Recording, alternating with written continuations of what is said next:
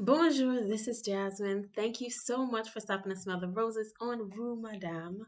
For those of you who are new to the neighborhood, I'm a writer, a storyteller, and a community builder. I write about culture, politics, parenthood, and my life here in France. This video, I've invited Tim Jones. He's a friend of a friend who posted a very interesting post about sports. And the different conversations we have around sports, the obsession with the sports, and trying to figure out who's the GOAT or the greatest of all time. And his post really intrigued me, so I've invited him to Room Madame to elaborate what he meant by his post and what he want to get or garner with this post. So help me welcome him and enjoy. Yeah, it's the first for me. I haven't had a Facebook post attract somebody's attention that would warrant an interview. So, um, cool, cool, cool. But you know what? What intrigued me about your post is that I was looking at a lot of my own friends talk about, I don't know, LeBron James, a hypothetical situation with Kobe Bryant, Michael Jordan, etc. And I was thinking, wow, this is like a lot for just sports. You know what I mean? Yeah, yeah. Um, so let me just read your post so people are familiar with what you said. You wrote, before you engage in hours and hours of arguments, discussions, and debates about who's the GOAT, please ask yourself, what am I the greatest at? And I thought that was really powerful because it's really a question I don't think a lot of people ask themselves. And you continue, if you can't answer that, it might be a better use of your time to define your own lane and write it until the wheels fall off. Um, So first, thank you for that post. And second, can you just tell me what made you write it? I think it came. Well, it came right after the championship that the Lakers won, and just from being part of the culture and being in barbershops and at work where people just spend hours and hours just debating back and forth about who's the greatest basketball player, and it's not like you can come up with something that would just, okay, as a matter of fact, we're going to base our decision on who's the GOAT based off of this one fact. And it's like you can't come up with that decision, so the argument goes on and on. Right. And I was like, okay, it can last for a very long time, but I'm a person that, like, while you worried about what somebody else is the greatest at, what are you great at? And it's kind of like a push to get people to kind of look internally at themselves to say, okay, I'm concerned about these two or three people that we're going to talk about who are the greatest, but what is it that I can be doing with it? Is this a good use of my time? I'm not saying don't have the conversation. Have the Right. conversation because I love sports. Um, I've had the conversation myself, but I'm not about to let it, engulf my entire day when I can be more productive working on something that, I feel like God's called me to do, you know. Mm. So, Wow. It's funny that you said that because I've had people get in arguments and nearly come to fists for disagreements over sports, mhm, this type of conversation. yeah, I've Um, seen it too. what was the reaction you got from that post? Did you have anybody say, yeah, you're right? Yeah, I mean, I got a lot of positive reactions. The thing is, a lot of people who read it, they know me, and they know what I represent and how I kind of push people to be a better version of themselves. So they kind of expected that from me. But I did have some people who's like, "Hey, it's the conversation. It's fun. You can't take away our fun." And and then I'm like, "Yeah, you can have the fun. There's nothing wrong with that."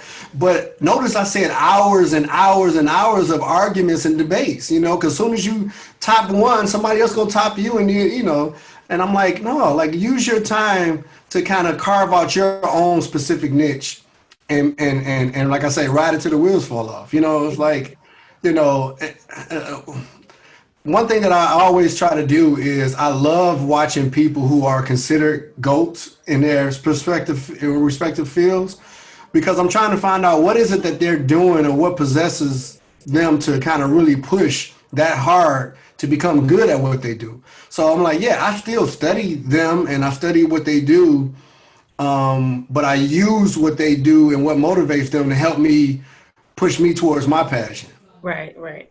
So So can you yeah, tell me a little bit about yourself since you said people know you, they expect that from you. Tell me who do you are you a motivational speaker? What do you do? Like, I'm just a brother from Grand River and Schoolcraft. You know what I'm saying? Brother from Grand River and Schoolcraft. No, I do a lot. I make movies. I have a video production company. My wife, she has a dance studio, and we kind of work tandem together. I'm also a manufacturing engineer, and I oh, work as nice. as an operations manager in a plant. And for years, I've been pushing people. Actually, in 2013, I looked around at my friends, and I was like, man, I got a lot of people that's doing some great things. And for my birthday, I invited them all to my house, and I said, I just want you to tell me where you see yourself in the year 2020. And I called it the 2020 Vision Party. This is 2013. Oh, Is when I wow. had this, right? And I had about 50 people come in over the course of that time, and they came in and I want to have a book and I want to start this organization and I want to, do this. And some people wanted to make film and do like a lot of great things. And over the last 7 years, I've been seeing a lot of these people, lives transformed, and they actually accomplished more than what they said they were going to do in 2013. Right, and then I had it again in 2015, and I invited more people. I actually had to rent out like a theater in order to do that. And people had their PowerPoint presentation. I gave them each 5 minutes That to is present. incredible. Yeah, yeah, I That's gave them. forward thinking that I don't even see a lot in my circles. Yeah, yeah, we called it the 2020 Vision Party, and then everybody had a chance to present where they see themselves in the year 2020, and then what they were going to do each year in order to reach that vision, right? And that's the kind of things that I do, right? So I'm pushing people to become better at who they are, and none of us thought that 2020 was going to be like this, Right? but we did have a plan and desire to be somewhere at this specific time, and I would push people to where like I have this I have a group called a 2020 Vision Group, and I post like little motivational things in there. I might see somebody do something good on YouTube, and I share it just to help inspire people to become better at themselves and to you know be the GOAT in their Yes, respective good, field. right. I noticed that you have TBOP media. What is TBOP Oh media? yeah, I forgot to change it to my name, but that's our film company. So my wife has a dance school called the Body of Praise Dance Factory, Okay. right? And then we also have a media company, which is the Body of Praise Media, right? So it's TBOP is the Body of Praise. It's more like, of course, we're both Christians, and it's our desire to help bring the entire body together to either dance or to provide media or whatever it is that we do. It takes community in order to Yes. bring positive change, and that's the whole body of you know of the aspect of the TBOP, or what's Okay, called that's I call it interesting. T-Bop Media. So back to your post, my next big question was, do you think this type of conversation or these back and forth about sports is um, prevalent in our community, especially Black men, or do you think it doesn't have specifically to do with our group or your group? Um, well, one thing about us, specifically with black men, if we're passionate about something, we're passionate about something. We don't hold anything back. It will consume us. I mean, if we love you, we're gonna love you hard. If we hate you, we're gonna hate you hard. If we love our sports, and we do love sports because it gives us an outlet and something to do, and especially if you have like somebody who's your favorite, Right. you really want to take up for them, especially if you see somebody disrespecting them, you know. I and we feel don't like. like some guys live vicariously through the people that they're rooting for. Yeah, that's true. I did. You know, I did. My favorite basketball player was Allen Iverson. Mm, Growing up, like I followed him. He was like a rookie at Georgetown. Georgetown was like one of my favorite basketball teams or whatever. Even when Patrick Ewing was there, and I kind of just grew up just liking Georgetown. But then when Allen Iverson came to Georgetown, I was like really pushing for him, and then I followed him through his whole NBA career, and he was just like hip hop, and he was, you know what I'm saying? I was like, yo, right, Iverson the best guard out here, man. I was pushing for him, right. and yes, we do live vicariously through our sports figures, but sometimes I think it can be a little toxic. That's the reason why I made the post. But yeah, it's definitely it's good to have somebody to kind of look up to and be excited about. It makes the day go past fast. We had season tickets at the Pistons game, you know. Mm. And So Allen but Iverson came to the Pistons in his final years, didn't he? yeah, but at the expense of Chauncey. So it just didn't. The vibes wasn't hitting when that happened. I was more upset with Joe Dumars than anything. But anyway, I kind of regret. What was I saying? I don't Um, know what I was saying. but like it's in the culture and it's like in our music and even our like celebrities get into these conversations too. But your post kind of like maybe have touched me because I feel like that is what's missing when we're talking about this. Is like the broader picture. Like that's what your post gave me, a broader picture. Like, yeah, we can have these conversations and yeah, it's fun to talk sports. But how does that apply to our life? And how can we be the GOAT in our life? And I think when you're looking at like our community as a whole, so I'm doing a macro as far as like how we push ourselves individually, but as a group and how we support each other as a group, and how when it comes to real social issues in the Black community, are we that passionate about that compared to sports? What do you think? um, I would have to say that it's definitely less risk involved to be passionate about sports than it is about these social issues. Because you can get pepper sprayed, you can get thrown to jail, you can be killed. I mean, it's a lot of involvement that come with that kind of passion. And yes, Right. we are passionate about that, but it's more safe to be a sports fanatic than it is to be a fanatic for your community. You know, Mm. that doesn't make it right. These people make millions of dollars, and they don't have these problems that our community have. So that's why I push you to become a better version of you. But you know. even if it's not specifically like going in the streets protesting, etc. But for example, the the NBA considered boycotting, and they considered like stopping the games and for racial equality, etc. My timeline didn't really blow up about that. We didn't have any conversations back and forth. We didn't have these heated debates that we would about the GOAT. But when it came to them boycotting and why they boycotted, it was kind of like crickets.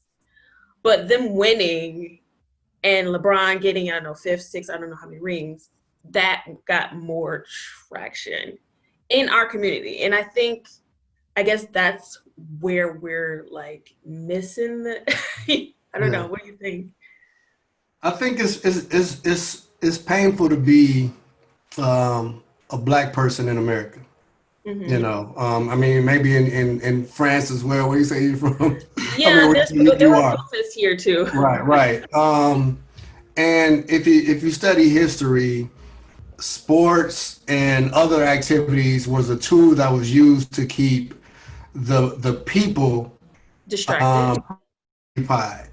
Yes, yes, distracted from the wars and all the other things that's going on. And it's like, okay, let's escape reality and look at this and be entertained and jump into this world between four square or four corners, lines and a ball. You know what I'm saying? And it's Right. like not thinking about the social issues that's happening, not thinking about the pain of our community. Like I am focused in on a game, and it gives me an escape, and it Mm-hmm. feels good. And then when I entertain those conversations, I'm still in that four corners of the game, you know. Mm-hmm. So you know that's just what I think it is. It's a distraction, and that's why I made the post too, because I think it's more of a distraction than anything. Like yes, let's focus on you and what you can bring to this world, opposed to focusing on Michael Jordan, LeBron James, Kobe Bryant, Bill Russell, or whoever it is, Kareem Abdul-Jabbar that you think is in these GOAT conversations. Right. Um, but But like it's funny that LeBron is probably the most vocal player and he's at the top. So how he actually brought it like in a silver platter for people that watched him who like fawned over him, his fans essentially. And I don't think people react, you know what I mean? Um but as far as sports is concerned, I think it's the same with football. I don't know if you're a football fan. I mean, I watched quite a bit. I mean, at a particular time, I had like four fantasy football teams and two fantasy basketball teams going on at the same time. So yes, I'm not just talking about people who were crazy about sports. It was me. I was the person that had four, and I even got my wife into fantasy football, and she was playing in the league as well. So we can have these conversations on which Right, free right. agents to pick up off the waiver wire. So yeah, I like all sport. I watch tennis. I watch golf. I mean, I root for everything black. You know what I'm saying? So, you know what I'm saying? What did you think about the Kaepernick kneeling initially? The reaction to that, and did you get any heated debates on that at the time? And looking at it in 2020 with all the uprest and uproar about everything, um, what did you think about that then and now? No, I thought what he did was pretty noble. Only because I studied the people that he were talking about that were being killed by the police. Everybody know about the Trayvon Martins and Tamir Rice, Crawford. Somebody again. I mean, one like I was a person that kind of looked at these videos and saw these kids being killed, where I actually cried because I felt the pain of like I'm looking at the video like this kid just jumps out of nowhere and the police shoots him down, or some guy is walking around with a product that's sold in Walmart and the police jump behind the counter, I mean behind the aisle and shoot him. And it's like, yeah, we should be saying something about this because these are citizens of the United States and they should be protected just like anybody else. But Right. no, they don't get that same kind of treatment. So when he stood up and he first kneeled and I first learned about it, I was like, yeah, that's pretty dope. But I didn't know he was going to get railroaded and not be able to play and not be picked up, and like his team kind of quit on him and stuff like that or whatever. And people start politicizing it, and So he what does just that tell you about the league itself? Like people support these leagues, people are fans, you buy the tickets, you buy the merchandise, and the same entity really doesn't like black people. Like the same, people that you're, getting huffing and puffing about, people getting in arguments for hours and hours. Like in the background, these people really don't care about what we care about.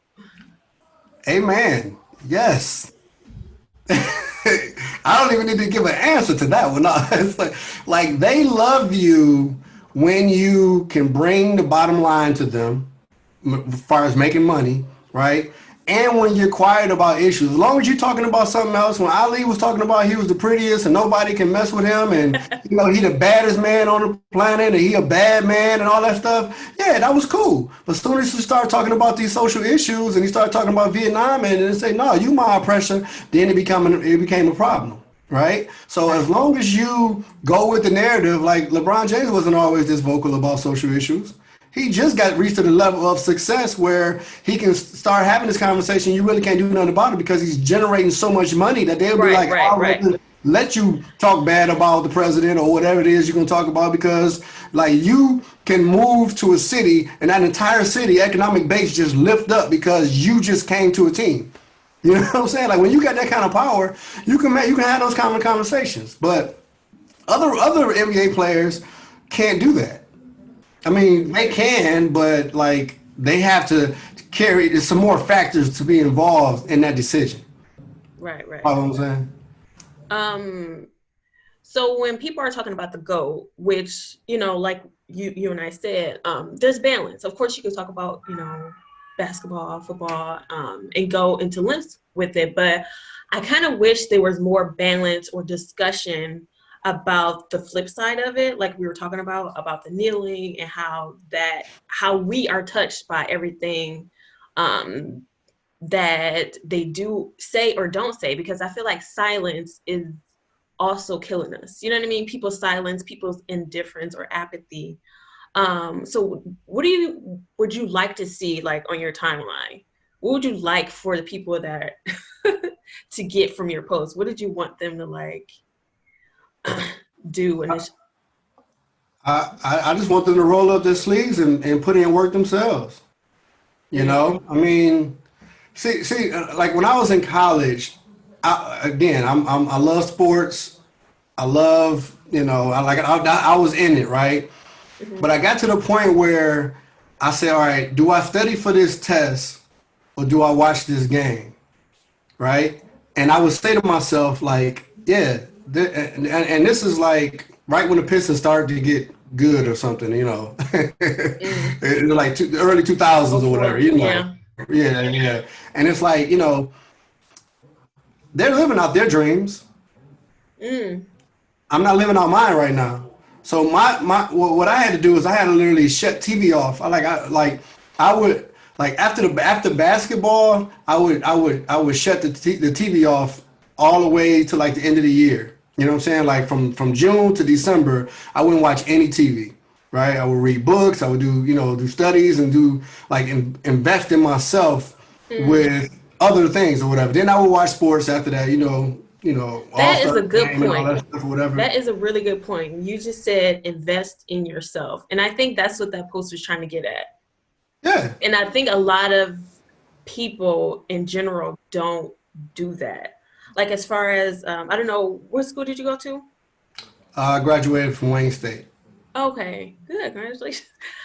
But a lot of people don't see that as an investment. They see it as a burden, which it kind of is if you can't financially afford it. But you know what I mean? Like people um, who focus on or aren't disciplined enough to say, you know what, that's enough. We talked about it for an hour. That's it. You know what I mean? I think they let their emotions get the best of them and they're not strategic as far as investment in themselves, which I think your post really highlighted. Yeah. Um, Yeah. What is it that you're doing? And the thing right. is, nobody wants to look at the mirror. Everybody wants to point at other people and they should have did that and they should have did this. And it's like, okay, what are you doing?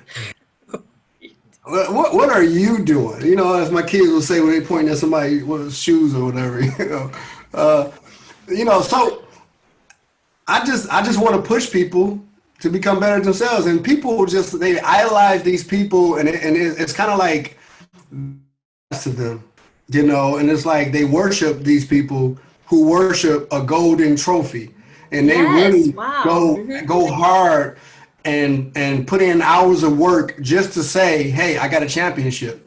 And at the end of the day, it's not worth anything anyway. Like if you ever watched the interview with Mike Tyson, and he was talking to somebody about his life, and it's like now he pulled out his championship belt, and he was like, "Look, this is nothing. Like it meant a lot to me when I was 20 years old, trying to be the baddest person on the planet. But like right now, it's trash. It means nothing to me. So he devoted all that time to get a belt that means nothing to him now. You know, so Mm. it's like, okay, what is it that I can do where I can say, you know what, at the end of my life, I am happy with the time that I spent doing this thing, and this thing can live on, have a legacy, build a school, do music that uplift people, make movies or whatever it is that you're gonna do.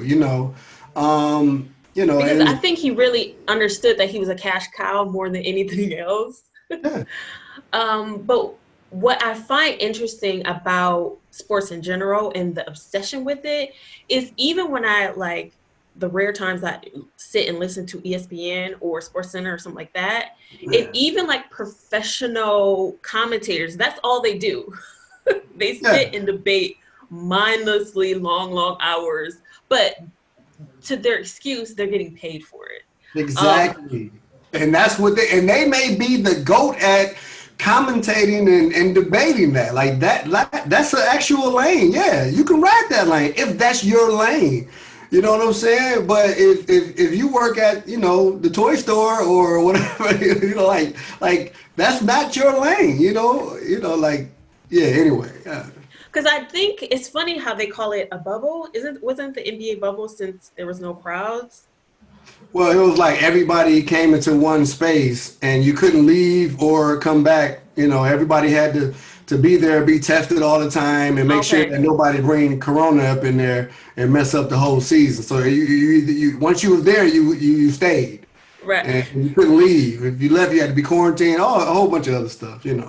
Do you think it would have been more effective, or people would have like woken up out of this obsession if they had gone through with the boycott? Did you think that would have been a better method or strategy to wake us the fuck up?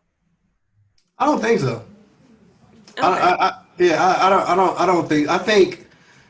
I mean, it has to be a certain, I guess, event. Like they did boycott or they stopped play when some things happened in Milwaukee, right? So they said, you know what, we're not playing. We can't focus on it. They literally stopped play for that period of time, But at the end of the day, like they can afford to stop playing for a little while. But if they like refuse to play, which they can, then NBA loses money. The people that NBC or ABC, whoever it is that put that slot in there for the NBA, they lose their money. And at next year, you may not have an NBA because how can we finance? How can you get these millions and millions of dollars? You got like $100 million contract, and now people can't go to the arenas. So like your livelihood is at stake as well.